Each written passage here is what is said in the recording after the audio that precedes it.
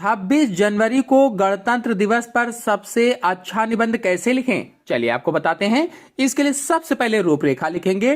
रूपरेखा में प्रस्तावना, गणतंत्र का अर्थ, गणतंत्र दिवस मनाने का कारण, गणतंत्र दिवस का इतिहास, गणतंत्र दिवस का वर्णन, गणतंत्र दिवस का महत्व और उपसंहार।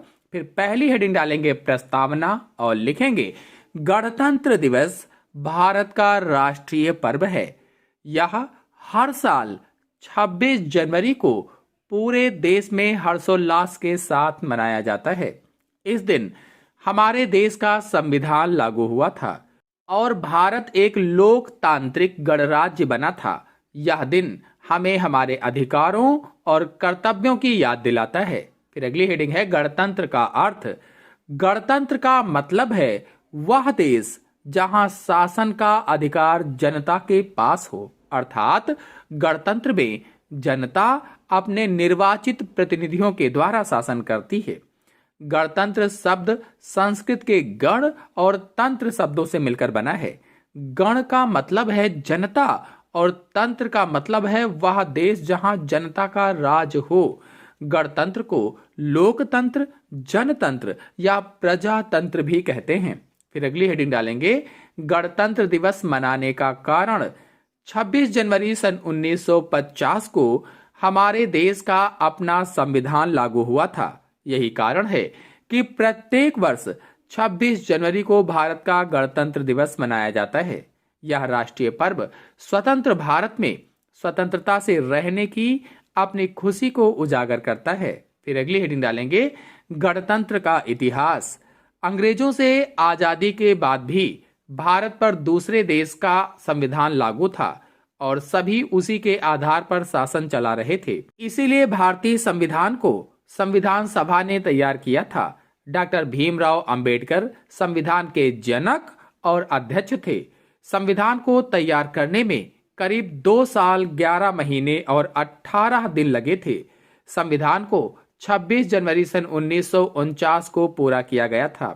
संविधान को 26 जनवरी 1950 को लागू किया गया था। संविधान लागू होने के दिन को गणतंत्र दिवस के रूप में मनाया जाता है।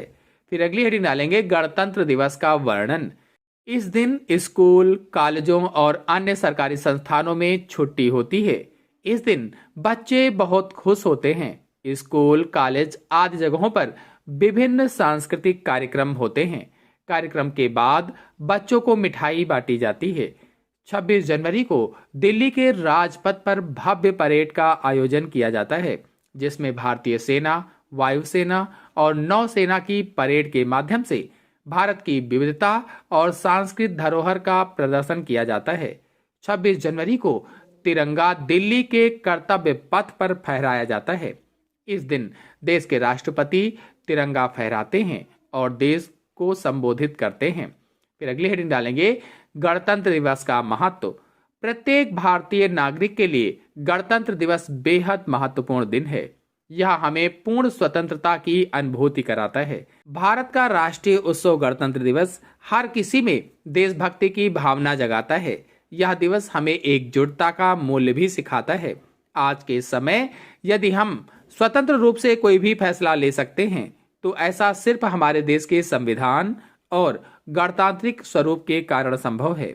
इस दिन कई छात्र और छात्राओं को पुरस्कार तथा प्रमाण पत्र आदि से सम्मान दिया जाता है।